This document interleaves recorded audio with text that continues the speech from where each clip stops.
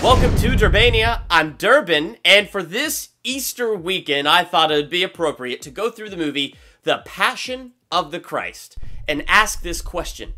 Did it need to be so violent? So that's the question I'm putting forth to help me discuss this and talk about it. Here today is Sean Chandler. Sean, tell us a little about yourself and your channel. Hey, I'm Sean Chandler from Sean Chandler Talks About. The name is, the channel's named after me, actually.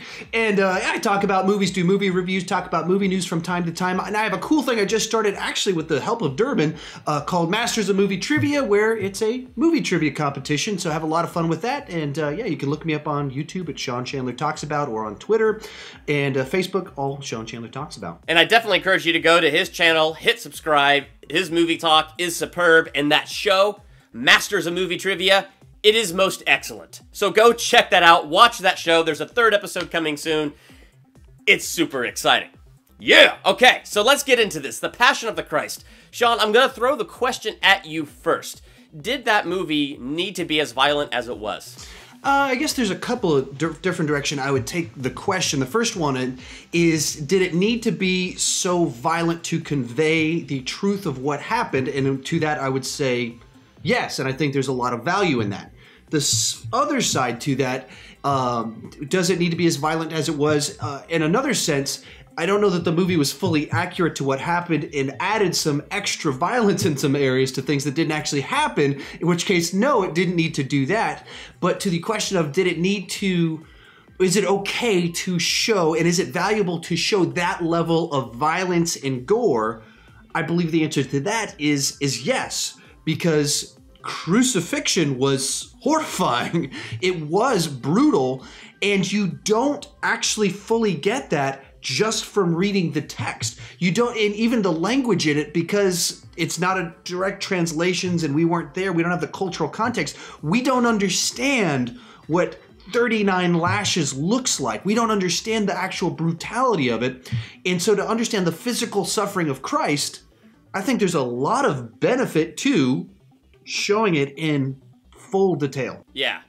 And I agree with you, and there were definitely some extra things that were definitely added in by artistic license, and you could definitely throw the question out there, did you need to throw in that extra stuff? And specifically the one that comes to my mind is when he gets lashed. It is very specific in their time, 39 lashes, not 40, because I believe if you did 40, you'd kill him. But so he's lashed, and then they flip him over, and they start hit him on the stomach. I was like, I don't know that there's evidence for that. That's in the moment you're watching the movie, and I mean, obviously not actually funny at all, but like, it's so horrifying. I don't even know what the proper response to it, but like, it gets the right emotional response as you see it that you should have watching someone being lashed. But the specific thing that draws that emotion out of you is not, I don't believe, historically accurate. I don't believe so. Yeah. Yeah, and you know, every time I watch the movie, I kind of wonder that, like, did they do that? And there's a part of me knowing that the Romans were so cruel in their torture, and they were masters of that torture, that it wouldn't surprise me if they ever did. But I guess we don't really have the historical, you know, kind of evidence to show that, yeah, they flipped him over and started whipping him on his stomach with the lashes now. So, but you're right, it evoked the exact right emotion it was supposed to evoke. Because I remember watching it, when they undid that first chain, I thought it was done. Yeah. And I was like, oh, okay. Thank God that's over. And then they flip him over and don't undo the second chain. I'm like, what? No. No! Yeah. And as soon as they went, it was horrifying. So in terms of getting that right response, that's where Mel Gibson was pretty much a genius with that. He was a genius visually. He was a genius the way he had the score mixed in there. He was just a genius how when you watch this movie, you felt the weight of it. And one point that I wanted to make, because every time I watch Passion of the Christ, I note the emphasis the movie has that this was his choice to do this. And I think that's another reason this needed to be so violent, was to underscore how heavy that choice was. Because he's praying in the garden and he says, Father, let this cup pass from me, but nevertheless, not my will, but yours be done. And when that shadow passes over his face and he gets the message, this is the Father's will for him to do this, and he kind of just falls to the ground, you start to feel the weight of that decision there. When he's being flogged and his mother, Mary, says, when, where, and how will you choose to be delivered of this? There were so many great moments like that where it's like, holy cow, he did not have to do this. At any given moment, he could have chosen to be delivered. And I feel like showing the full extent of the torture. Even if some of it was a little extra, it evoked the emotions that need to be evoked to show you the heaviness of this. I think it underscores the gravity of what a choice that was for him. He chose this. Right. Well, and I think even to the question where, I don't know if the right word is frustrated or annoyed by it, but in the question itself kind of assumes that there's, or inherently we shouldn't watch violence, or there's an inherent problem with seeing violence, even if it's true. And to that, I would just kind of outright disagree with that premise. I think the importance of seeing actual violence and then the actual brutality of human history and man's inhumanity to man, the depths to which that this was a thing that was actually invented, that the sinfulness that we would create something like that is why he's on the cross in and of itself. And so I think there's just in and of itself, there's value to it. And I remember even just in my church with the Good Friday services that we've done and the different ways we've done it, part of what we've done in the past is used footage from the Passion of the Christ showing what happened. And there was some discussion about, should we use this footage? Is this too brutal? And we didn't go just kind of like play the scene out, and it was selective, but it was very intense. And there was a lot of kind of discussion of, should we warn parents and things like that? Will we get any pushback? And I think the thing that you noted immediately kind of was that there wasn't any pushback. People wanted to see, not necessarily wanted to see, that's the wrong phrase for it, but we're very much saw the value in experiencing the reality of the physical suffering of Christ. And there's value to just owning the reality of it and experiencing it in a way that connects with people now, which is we're visual right now because of TV and computers and phones. We're so visual that seeing it gives it a reality that just gets lost. And it's funny because, like, you know, all Jesus movies that have come out in history past, you know, the crucifixion is very light. He wasn't very bloody. He's got a few bruises and things like that. And this movie, I liked that it showed that full brutality. Yeah. And I asked the question the way I asked it because this movie came out when I was in college. Mm-hmm. And when I was in college, I was a religion minor. And at my school, the religion department was notorious for turning people away from Christianity. And so I took it for the challenge because, you know, I wanted to learn how to argue right, and be good at it, and polite with it, and, you know, also stand my ground and know why I believe what I believe. So to me, I took the challenge, and I thought this would be interesting. Passion came out right in the midst of that, and that was the question that everybody was asking. It was just so violent. Who can sit there and watch somebody be tortured for 2 hours? And there's that human side of me that gets that. It's so hard to watch somebody tortured for 2 hours. But the purpose isn't just to watch him be tortured. The purpose is, why was he being tortured? Right. Why did he give himself over to that? And that's what this movie, I think, really shows, like you're saying with the visual medium. It visually lays that heaviness on you to show you, like, dang, that's love. That's how much he loves us. I mean, that's how bad our sin is, that we would create a torture device like that, and he would have to go through that torture device to redeem us from our sin. But holy cow, what love he has to choose that. And so, to me, seeing it through those eyes, it changed the outlook of it. Like, I'm not looking at it like, 2 hours of a guy being tortured. I'm looking at it like, he made that choice for me. Now, real quick, I actually will throw a little bit of a curveball into this and say a bit of the opposite of what I've been saying. I think one of the problems actually with the movie, and the violence becomes not amplified because it doesn't do what I'm about to say, but theologically speaking, one of the problems with the movie is that it's very easy to visualize the torture of Christ. It's significantly more difficult to picture the experience Christ would have of experiencing sin, having it poured on him for the first time, the separation from God. And so then one of the negative consequences of the movie, capturing the violence and the physical suffering of Christ so well, is that it kind of by default accidentally teaches a certain amount of bad theology in that by de-emphasizing a part of Christ's suffering that was far worse than being crucified, because thousands of men were crucified. Most didn't volunteer to be crucified, but were crucified. But what Christ experienced on the spiritual level, relational level with God, and then with experiencing sin for the first time, all of that was fresh and new. And I think that wasn't captured as well as in the movie as perhaps it could have been. And so then that's to say that if you have solid theology or if you have people around you that can fill in those gaps, and you shouldn't be getting your theology from a movie. Yeah. But as a thing to bring up as a counter argument to play the devil's advocate in this context. Well, I'm glad you brought that up, because when that movie first came out on the big screen, my sister was dating this guy. He wasn't a Christian, and we took him to go see it. And, you know, he came out of it and he thought, you know, yeah, powerful movie, very strong. He goes, but I don't get it. Yeah. And I looked at him and said, what do you mean you don't get it? He goes, well, why did he do it? Mm-hmm. And that was kind of the first eye-opener to me, that, like, what you said is true, that they had so much emphasis on what he went through physically, they didn't spend a ton of time on what he did spiritually. Right. To get ready for this video, I was watching it through, and I could see a couple places where Mel Gibson probably tried to throw that in.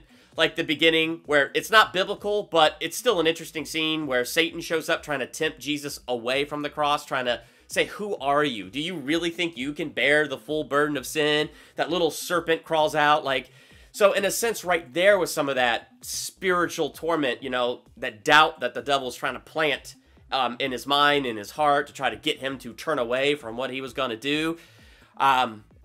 But then you have the whole other theological problem where it's like, that's what the devil wanted. Like, I feel like when I read the Bible, correct me if I'm wrong, but I feel like the devil wanted to kill him.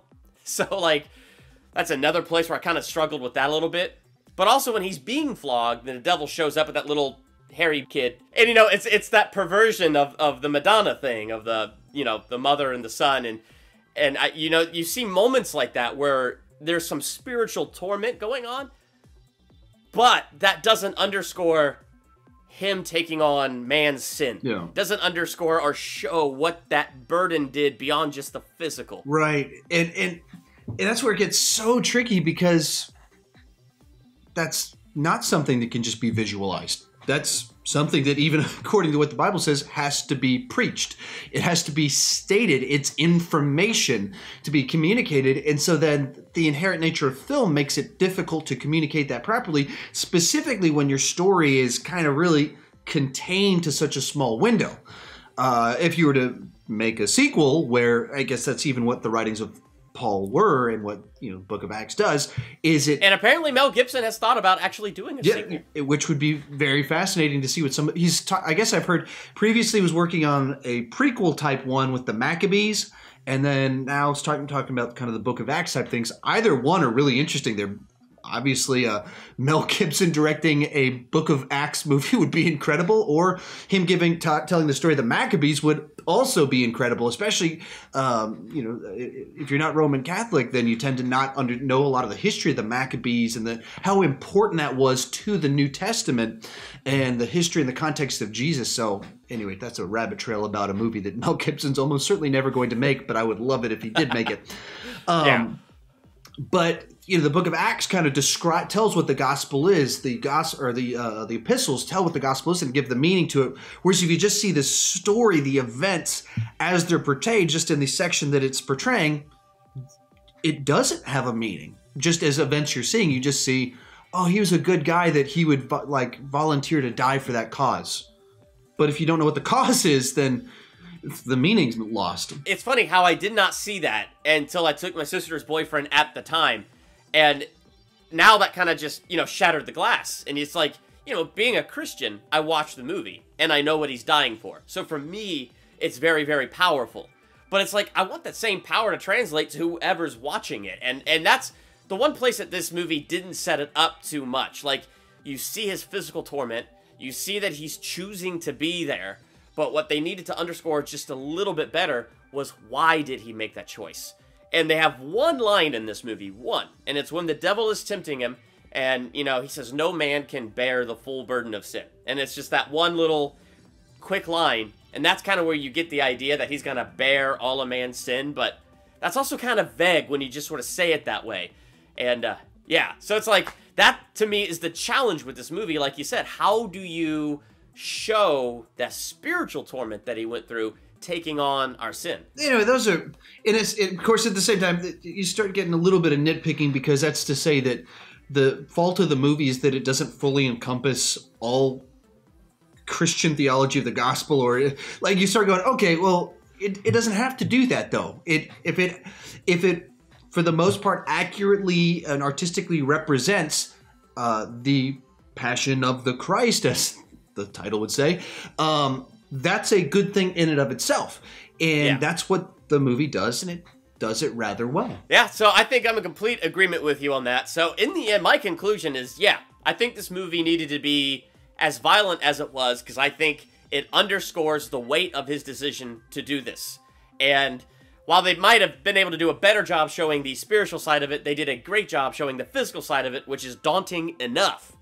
And he chose to go through that. So, like, just to sum it up, that's where I'm at. Like, I know this movie is really violent. I know it's hard to watch. But at the same time, for the type of movie that it is, I think that's really appropriate to show the full weight of what he did. Right, and I would agree with that, obviously, with what I said before of, I wish they hadn't added a couple of those little things. If they'd found that way to get that, evoke that same emotion of when they flipped him over without flipping him over, that for me, it would have been like, that's what we, that feeling of just wretchedness of it is, I think, a very good thing for us to experience. And it's the reason that the movie resonated so well with people when it came out, and continues to this day, because understanding, seeing that is so important in understanding the depths of the suffering of Christ on our behalf.